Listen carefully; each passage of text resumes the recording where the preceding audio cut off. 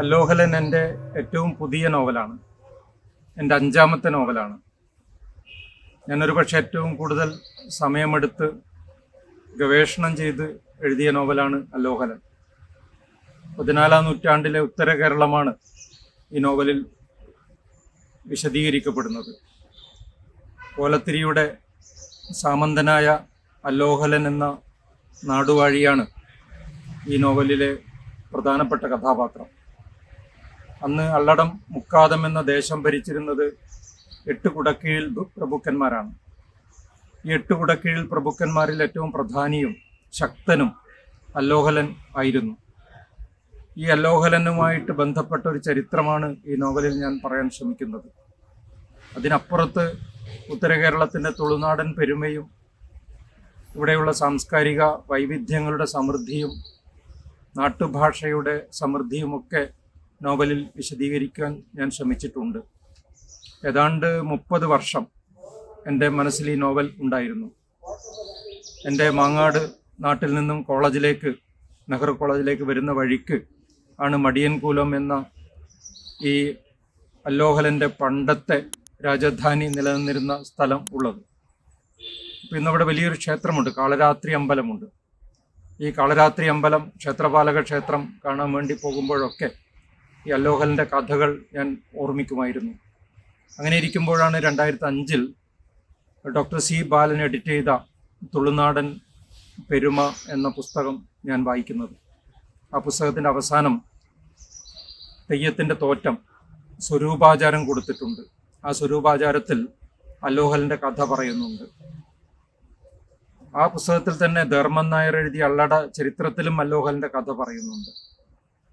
പിന്നീട് എം ബാലകൃഷ്ണൻ നായർ എഴുതിയ അള്ളട സാഹിത്യം എന്ന് പറയുന്ന അള്ളടത്തിൻ്റെ ചരിത്രം എന്ന് പറയുന്ന പുസ്തകത്തിലും ഈ അല്ലോഹലൻ്റെ കഥയുണ്ട്. CMS ചന്ദേര തൊട്ട് തെയ്യത്തെക്കുറിച്ച് എഴുതിയവർ പലരും അല്ലോഹലൻ്റെ ഐതിഹ്യം പറയുന്നുണ്ട്. പക്ഷെ ഇതിലെല്ലാം അല്ലോഹലൻ ഒരു ദുഷ്ട കഥാപാത്രമായിട്ടാണ് വരുന്നത്. പക്ഷെ എൻ്റെ നോവലിൽ അല്ലോഹലൻ കീഴാളപക്ഷത്ത് നിൽക്കുന്ന, മനുഷ്യപക്ഷത്ത് നിൽക്കുന്ന, പ്രകൃതിയുടെ പക്ഷത്ത് നിൽക്കുന്ന, സത്യത്തിൻ്റെ പക്ഷത്ത് നിൽക്കുന്ന, ധർമ്മത്തിൻ്റെ പക്ഷത്ത് നിൽക്കുന്ന ഒരു നായക പാത്രമാണ്. അപ്പം അങ്ങനെ 2005 മുതൽ ഈ ഒരു പുസ്തകം കണ്ടതോടുകൂടിയിട്ട്, ഈ സ്വരൂപാചാരം കണ്ടതോടുകൂടിയിട്ട് ഇതൊരു നോവൽ രൂപത്തിൽ എഴുതണം എന്ന വലിയൊരു ആഗ്രഹം എൻ്റെ ഉള്ളിൽ കടന്നു കയറി. പക്ഷേ പിന്നീട് എന്മകജ എഴുതാൻ തുടങ്ങിയതുകൊണ്ട് അത് മാറ്റിവയ്ക്കപ്പെടുകയായിരുന്നു.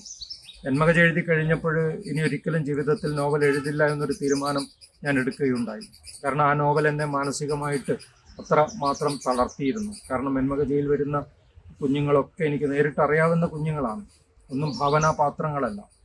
എന്മകജ ഭാവനയല്ല, ഭാവന അവസാനിക്കുന്ന സ്ഥലത്ത് നിന്നാണ് എന്മകജ തുടങ്ങുന്നത്. അപ്പം അതുകൊണ്ട് പിന്നീട് ഒരു 10 വർഷക്കാലം ആ ഒരു പ്രതിജ്ഞ ഉള്ളതുകൊണ്ട് നോവൽ എഴുത്തിലേക്ക് കടന്നില്ല. പിന്നെയാണ് 10 വർഷം കഴിഞ്ഞിട്ടാണ് മാക്കം എന്ന പെൺതെയ്യം എന്ന നോവൽ എഴുതുന്നത്. അപ്പോൾ ആ നോവൽ എഴുതുന്ന സമയത്ത് എൻ്റെ ഉള്ളിലേക്ക് അല്ലോഹലൻ കയറി വരികയായിരുന്നു. എന്നെ എഴുതൂ, എന്നെ എന്താ എഴുതാത്തത് എന്നുള്ള നിലയിൽ അല്ലോഹലൻ എൻ്റെ ഉള്ളിൽ വേര് പിടിക്കാൻ തുടങ്ങിയിരുന്നു. ഇന്ന് നോവലിൽ കാണുന്ന ചില ദൃശ്യങ്ങളൊക്കെ അന്ന് മാക്കം എഴുതുമ്പോൾ എൻ്റെ ഉള്ളിൽ കയറി വന്ന ദൃശ്യങ്ങളാണ്. അപ്പം അങ്ങനെയാണ് മാക്കം എന്ന പെൺതെയ്യം എഴുതി കഴിഞ്ഞ ഉടനെ, കഴിഞ്ഞ 3.5 വർഷം ഞാൻ ഈ നോവൽ എഴുതാൻ വേണ്ടി എടുത്തത്.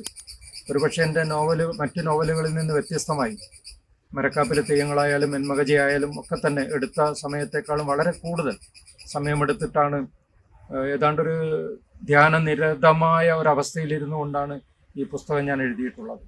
ഇത് തെയ്യങ്ങളെക്കുറിച്ചുള്ള നോവലായിട്ട് വായിക്കാം, പരിസ്ഥിതിയെക്കുറിച്ചുള്ള നോവലായിട്ട് വായിക്കാം, അല്ലോഹലൻ്റെ ചരിത്രമായിട്ട് വായിക്കാം.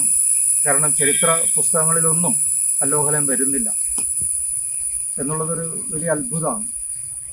ഉത്തര കേരളത്തിൻ്റെ ചരിത്ര പുസ്തകങ്ങളില്ല എന്ന് തന്നെ പറയാം. പിന്നെ അല്ലോഹലൻ്റെ കഥ വരാൻ സാധ്യതയും കുറവാണ്. അപ്പം അങ്ങനെ ഒരു ചരിത്ര നോവലായിട്ട് വായിക്കാം, കീഴാളപക്ഷത്തുള്ള നോവലായിട്ട് വായിക്കാം, രാമചരിതം തൊട്ട് കൃഷ്ണഗാഥ വരെയുള്ള കാവ്യ പാരമ്പര്യത്തിൻ്റെ ഒരു ചരിത്രം എന്നുള്ള നിലയിൽ അതിൻ്റെ കീഴാളപക്ഷത്ത് നിന്നുള്ള വ്യാഖ്യാനം എന്നുള്ള നിലയിൽ വായിക്കാം. അങ്ങനെ പല നിലയിൽ വായിക്കാവുന്ന ഒരു നോവലാണ് അല്ലോഹലൻ. ഇന്ന് ധാരാളം ആളുകൾ ഈ നോവൽ വായിച്ച് നല്ല അഭിപ്രായം പറയുന്നുണ്ട്. ഈ കഴിഞ്ഞ ദിവസം കാഞ്ഞങ്ങാട് നെഹ്റു കോളേജിൽ വെച്ച് ഈ നോവൽ പ്രശസ്ത നോവലിസ്റ്റ് M. മുകുന്ദൻ പ്രകാശനം ചെയ്യുകയുണ്ടായി. അദ്ദേഹവും ഈ നോവൽ മലയാളത്തിലെ ഒരു വഴിത്തിരിവാകും എന്നുള്ള, ഒരു നാഴികക്കല്ലാകും എന്നുള്ള നിലയിൽ അദ്ദേഹം സംസാരിച്ചിട്ടുണ്ട്.